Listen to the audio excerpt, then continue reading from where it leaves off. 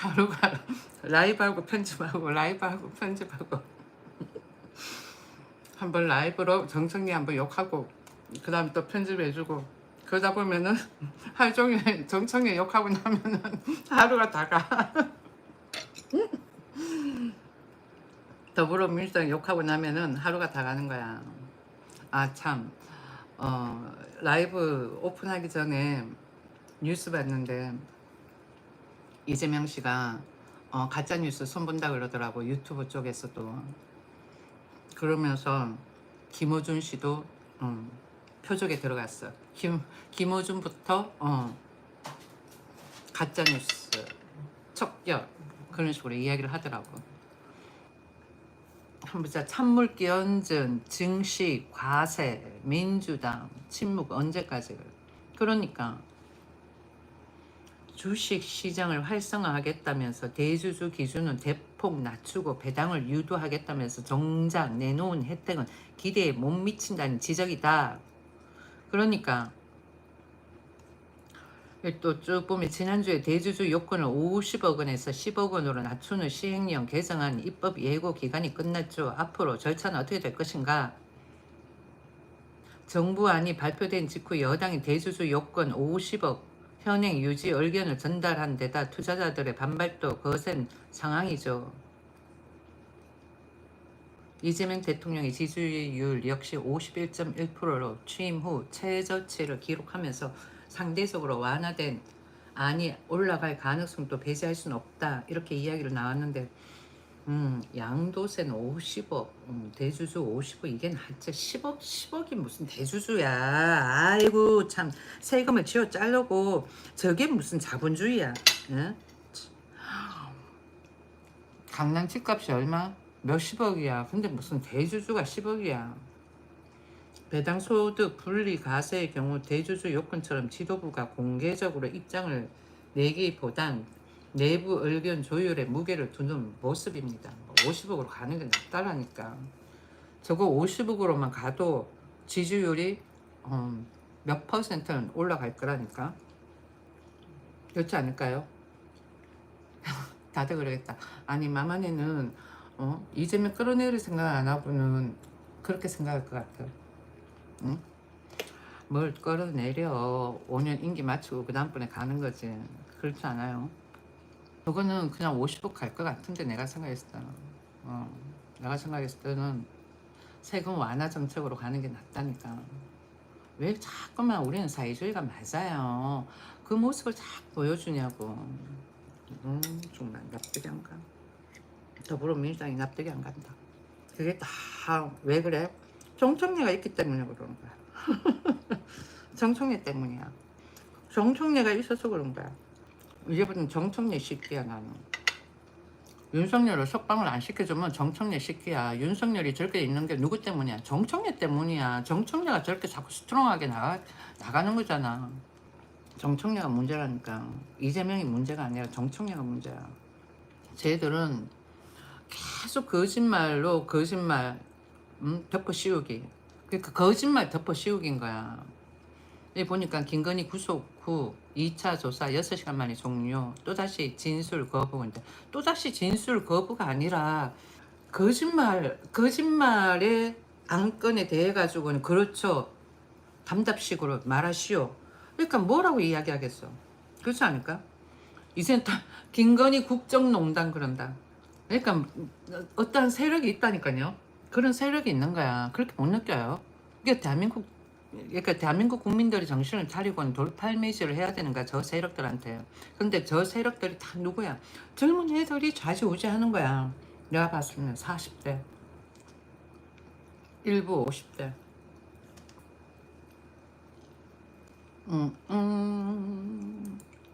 아, 우크라이나에 미군이 주둔할 생각인가 봐. 여기 보니까 18일 백악관에서 열리는 미국하고 우크라이나 정상회담, 그러네요. 블로드미르 젤렌스키 대통령이 도널드 트럼프 미국 대통령을 상대로 안보 보장을 얼마나 받아낼 수 있을지에 달렸다, 이렇게 나오는데, 그 안보가 안보 보장 중 하나가 뭐 미군이 어, 우크라이나에 주둔하는 거 그건 거야. 그러니까 우리나라에서 철수하는 일부 군인들을 어쩌면 우크라이나에 배치할 수도 있다는 거지. 우크라이나 입장에서 최상의 시나리오는 미군이 돈바스 인근에 투입되는 것이다. 한국 전쟁 종전 이후 미군이 전방에 주둔해 북한의 침범을 막았던 것과 유사하다. 우크라이나는 대부분이 평지인 돈바스를 내주며 향후 러시아군의 침공이 용이해질 것을 우려한다. 그렇지만은 그러니까 우크라이나가 돈바스를 내주면은 러시아가 자주 침범할 거라는 거지. 그런데 미군이 주둔을 하게 되면은 이야기가 조금 또 달라질 것이다라는 거야. 아, 이야기가 재밌네. 그죠? 이런 그게 다 뭐 역사잖아. 아, 세계사. 그러면 우크라이나 돈바스 지역에 미군이 주둔하고 있다. 그러면은 우크라이나는 그 또 주둔비를 미국에 줘야 되겠지. 뭘 어떻게 해서라도 뭐 달러를 주든지 뭘 주든지. 아, 그림이 재밌네. 그러면 곧 종전될 것 같은데, 그죠? 곧 종전이야. 계속 읽어보면 어떤 측면에서는 북대서양 조약기구 가입 못지않은 확실한 보증 수표가 된다 그래. 나토 헌장 5자인 집단 방어 조약을 미군이 이미 실행하는 것이나 마찬가지이기 때문이다. 한미 방위 상호 조약에 유사시 미군의 자동 개입 조항이 없는데도 한반도에서 안보 위협을 덜 느끼는 것과 비슷하다. 미군 주둔보다 강력한 보험은 없다는 의미다. 한미 방위 상호 조약에 유사시에 미군의 자동 개입 조항이 없다라는 거야. 저걸 몰랐네. 푸틴이 미군이 러시아 영토 코앞에 주둔하는 걸 용인하지 않을 가능성이 높다.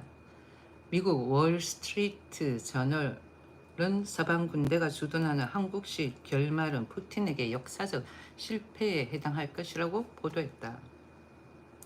미군 주둔만큼은 아니지만 유럽 군대 주둔도 강력한 효과를 낸다. 여기에 미군의 정보 자산이나 공중 전력이 투입될 경우 효과는 배가 된다. 나토의 대안격으로 영국과 프랑스가 결성한 의지의 연합도 우크라이나의 일부 병력 배치를 검토 중이다. 다만 그 지역이 어디가 될지가 관건이다. 엠마뉴엘 마크롱 프랑스 대통령 17일 의지의 연합 회의를 주재한 직후 우크라이나 군대를 파견할 준비가 돼 있다. 우크라이나의 군대를 파견할 준비가 돼 있다면서도 그 지역이 돈바스를 비롯한 최전선 인근이 될지 여부에 대해서는 말을 아꼈다 등등.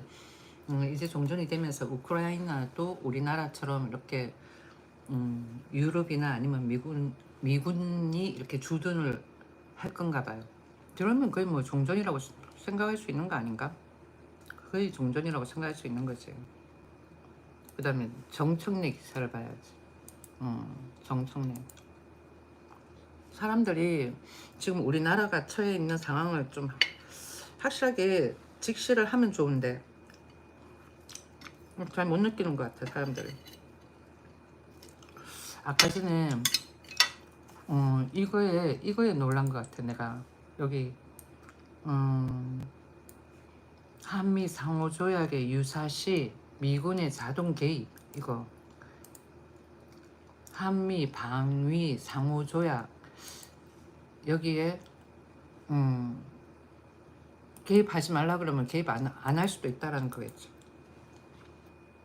한미 상호 방위 조약은 1953년 체결 이후 현재까지 유효하며 특정 기간이 지나면 자동적으로 만료되거나 갱신해야 하는 조약이 아니다 그러네요. 상호 합의 조약의 내용을 변경하거나 폐기하려면 양국이 상호 합의해야 한다. 미국과 북한의 자동 개입 조항에 있어 가지고는 한미 상호 방위 조약은 자동 개입 조항을 포함하고 있지 않으며 유사시 미국이 자동적으로 참전하는 것을 보장하지 않는다 그래요. 헌법 절차에 따른 행동, 유사시 각국은 자국의 헌법 절차에 따라 행동할 것을 선언한다. 여기 보면은 이렇게 나오네. 한미 상호 방위 조약은 자동 개입 조항을 포함하고 있지 않으며 유사시에 미국이 자동적으로 참전하는 것을 보장하지 않는다. 한미 상호 방위 조약은 대한민국과 미국이 상호 방위를 위해 체결한 조약으로 제3조에서 한쪽 당사국에 대한 무력 공격을 자국에 대한 공격으로 간주하고 공동으로 대처하도록 규정하고 있다. 또한 이 조약은 주한미군 주둔의 법적 근거를 제공하며 평화적 분쟁 해결 원칙, 상호 협의와 자조, 상호 원조 등을 명시하고 있다. 평화적 해결 원칙, 국제적 분쟁은 평화적인 방법으로 해결해야 한다. 그러니까 무조건 무력으로 할 수 없다라는 거야. 여기 보면은 상호 협의와 자조, 상호 원조, 무력 공격을 방지하기 위해 상호 협의하고 자조하며 상호 원조를 제공해야 한다 그래. 요걸 딱 보면은 그래도 뭐 저기 막 북한이 무인기를 먼저 보내고 막 그랬었잖아. 그러니까 그렇지. 윤석열 대통령 그러니까 북한에 정찰 비행을 보내고 뭐 그랬던 거 아닐까? 저기 뭐야 한미 상호 방위 조약 저걸 딱 읽는 순간 머릿속에 이렇게 스쳐 지나갔던 게 그냥 윤석열 전 대통령이 정치에 대해서 좀 많이 몰랐다라는 느낌이 드는 것 같아.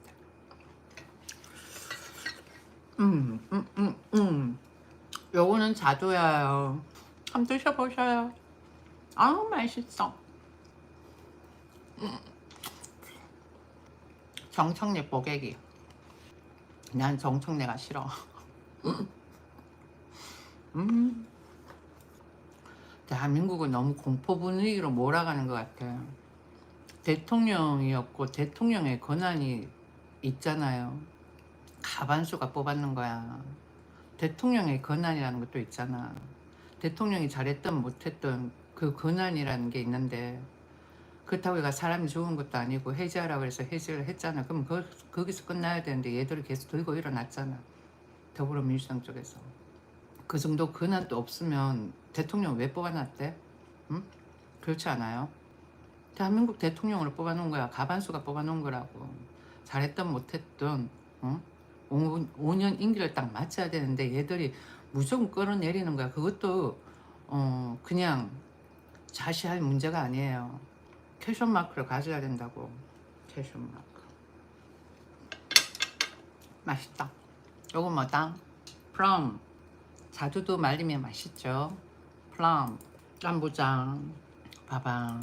여기 보면은 방송 2법, 노란봉투법, 더센 상법 21일부터 줄줄이 본회의 통과될 듯 그래요. 이거 뭐 다 세금 거두는 거야. 얘들 뭐 이런 거는 사회주의야. 사회주의라니까. 다 기울이고 규제잖아. 노란봉투법도 문제고. 아직까지 사람들이 못 느낀다라는 게 아이러니한데 그러면 노란봉투법하고 저걸 폐지를 하려고 하면 어떻게 해야 돼? 더불어민주당이 끌어내려야 되는 거야. 근데 지금 국민의힘은 죽도 못 쓰지. 그렇잖아. 죽도 못 쓴다고. 저런 거 다 사회주의야. 사회주의 냄새를 나게끔 하는 규제라는 거지. 아, 더불어민주당 적응 안 되는 것 같다. 여기 아까 전 김건희 여사가 볼까? 양심도 없다. 1인당 10만원씩 위자료 청구를 했다. 그러면은 권윤희 기자다, 서울신문. 그러면은 더불어민주당한테 대한민국 5천만 인구 중에서 2분의 1 전부 다 더불어민주당에 위자료 소송 청구내자. 윤 전 대통령의 계엄 선포가 단순한 직무상 과실을 넘어 국민의 기본권을 침해. 직무상 과실? 저걸 직무상 과실이라고 한다고? 왜? 응? 애들이 진짜 웃긴 애들이다. 나는 납득할 수가 없어. 저게 직무상 과실이라고? 저게 어떻게 직무상 과실이야? 종북주의자가 많다 그러잖아. 왜 그 종북주의자들에 대해 가지고는 아니란 거야? 미안하게 생각해야지. 정청래 같은 그런 사람이 앉아있다는 것 자체가 수치다. 대한민국 사람들 느끼기에. 성담 말 안 하고 그냥 시시시 해서 그런 거지. 대한민국 정서가 그런 정서예요. 예? 미 문화원에 사제폭탄, 그러니까 미 문화원에 던졌다가 중요한 게 아니라 사제폭탄을 만들었다라는 것 자체가 문제가 되는 거잖아요. 사제폭탄을 만들어가지고는 어디에 던졌다라는 거는 인성 자체가 아닌 거야. 더불어민주당에서 항상 하는 말 있잖아. 대화로. 그럼 대화로 했으면 됐지. 그런 사제폭탄을 만들어가지고 그랬다라는 것 자체가 인성 자체가 아니라는 거야. 폭력적이라는 거야. 본인이 생각하는 대로가 뭐가 안 되면은 그렇게 폭력을 가할 수가 있다라는 거야. 그러니까는 뭐 윤석열 전 대통령한테 그렇게 스트롱하게 나가는 거야. 자기 감정을. 그래, 그런 거 국민들이 모른다라는 거야. 온 전시에 찌라시 뿌리는 그것만 보고는 우매한 국민들만 그러니까 우매한 국민들의 목소리만 듣는다라는 건가? 어차피 직장 다니는 사람들은 이러지도 못하고 저러지도 못할 거라고. 왜 자칫 잘못 말했다간 잘릴 수도 있으니까. 근데 우리 같은 사람들이 이야기를 하는 거예요. 이런 유튜버가 아닌 다음에는 어디 뭐 매체를 통해 가지고 목소리를 낼 수 있는 상황이 아니잖아. 1.1만 명이야. 1.1만 명이 10만 원씩 거둔다는데, 그러면 우리는 더불어민주당을 대상으로 해가지고는 피로감 이러면서 20만 원 청구하는 거야. 아니야, 까짓거 30만 원 청구하자. 어차피 주지도 않을 건데. 100만 원 청구할까? 스트레스 저희들. 엄청나게 웃긴다니까. 어떻게 직무 과실로 이야기를 하냐 이제는. 이게 무슨 뉴스냐면은 서울신문이에요. 서울신문에서 이전보다는 수위가 조금 낮아졌어. 말 멘트가. 윤 전 대통령의 계엄 선포가 단순한 직무상 과실을 넘어, 그래, 국민의 기본권을 침해하려는 명백한 고의에 의한 불법 행위이므로 민사 책임을 직접 부담해야 한다고 적었다. 어떻게 저게 민사 책임을 물을 수가 있는 이야기야? 대통령이야. 대통령 권한의 계엄 선포권이 있었고, 국회 내에 있는 더불어민주당 내에 있는 종북주의자 그들로 인해 가지고 대한민국의 사회주의화가 되어 가고 있는 것을 막기 위해 가지고 계엄을 선언을 한 거야. 그렇지 않아요? 이제 쟤들은 국민들 소리를 안 듣는 거야. 말이 국민 주권 정부지 안 듣는다는 거야. 자기네들 반대 세력 이야기는 안 듣는다라는 거예요. 어떤 이야기만 듣는다? 자기네들한테 영향력이 되는 그런 소리만 듣고 반대 세력 소리는 안 듣는다라는 거지. 못 느껴요? 윤석열 대통령은 공산화가 되는, 사회주의가 되는, 그러니까 더불어민주당이 사회주의로 만들려고 하는 이 대한민국의 덫에 걸려가지고는 희생양이 되는 거야. 그래서 사회주의로 가기 위한 발빠른 전략을 피울 수 있는 환경을 제공을 해주는 셈인 거야. 대한민국 사람들 내가 봐서는 공산주의 마인드, 사회주의 마인드, 그런 거가 많은 것 같아. 내가 생각을 했을 때 사람들이 지금 우리가 자유민주주의 이념이라고 생각을 해요? 아니야. 지금 서울신문은 멘트가 보면은 완전 사회주의, 공산주의 냄새 막 나. 약간의 북한 같은 느낌을 많이 자아내게끔 하는 것 같아요. 그래, 누구야? 여잔데 글을 어떻게 이렇게 적었을까? 또 돌아와가지고는 정청래 개신교계 만나 남북관계 종교계에 나서면 길을 열릴 수도 아까 전에 제목 읽고 말았는데 남북 관계도 좋아지고 한반도 평화를 위해서 일을 잘해야겠다는 생각이 든다고 했다. 정치의 현장에서는 항상 분열도 있고 갈등도 있는데 먼 관점에서 보면 그 또한 작은 소란이고 지나가는 과정일 수도 있다며 앞으로 국민이 바라는 대로 우리나라가 행복하고 남북 관계도 좋아지고 한반도 평화를 위해서 일을 잘해야겠다는 생각이 든다고 했다. 누가? 정청래. 이에 김 대표 회장은 언제부터인가 갈등과 분열이 너무 심하게 고착됐다. 화합과 상생으로 나아가는 정치의 아름다움을 열어주시기를 간절히 바란다고 주문했다. 김 대표 회장은 기독교의 아주 중요한 정신인 섬김의 정치를 민주당이 국민 통합을 위해 앞장서서 섬겨주시면 좋겠다. 이는 힘을 가진 쪽에서 그 힘을 다 쓰지 않고 작품을 만들어 가는 것이라고 말했다. 아, 저것도 사회주의 냄새가 펄펄 나는 것 같아. 저 말도. 그러면서 한국 교총은 사회의 균형을 잘 이뤄갈 수 있도록 한다. 극우든 극좌든 그런 그룹들은 저희 연합에 소속돼 있지 않다며 중심을 딱 잡고 국가를 위해 함께 섬겨야 하지 않나 싶다고 덧붙였다. 그러면서 윤석열 전 대통령이 돼가지고는 그렇게 스트롱하다고? 다 은폐야 쟤들. 그냥 은폐야. 여기 보면은 1987년 민주항쟁과 12.3 계엄 사태 당시 겪은 일화를 소개하면서 사회적 약자를 살피는 데 더 힘쓰겠다고 밝혔다. 저것도 다 교란 작전이지. 본인은 그렇게 말할지 몰라도 아니라니까. 다 내로남불이잖아. 저기는 자기네 때는 모든 게 다 괜찮고 아닐 때는 최악이다라고 그러고. 다들 왜 내로남불 그러는지 이제 알 것 같구만. 뭘 그래. 국민들이 더불어민주당이 가지고 있는 이중성을 빨리빨리 알아야 되는데 알겠냐고. 그 포장이 아주 잘 돼 있는데 화려하게. 예금보호 1억 원 시대에 그래. 아직 자금 쏠림 현상 없어. 전부 다뭐 찌라시 뿌려가지고 오는 거지. 은행도 망할 수 있다고 저저저. 과거에 그랬지. 대한민국 대표인 은행. 거기 은행이 무너짐으로 인해 가지고는 연쇄적 부도가 장기간 있었지. 그리고 은행도 또 많아. 우리나라에도 보니까 은행도 많은 것 같아. 은행 그 종류도 뭐 종은행, 신한은행, 상업은행, 하나은행, 우리은행, 은행 종류도 많은 거야. 그러다 보니까 무너지는 거 당연한 거 아니겠어요? 그렇잖아.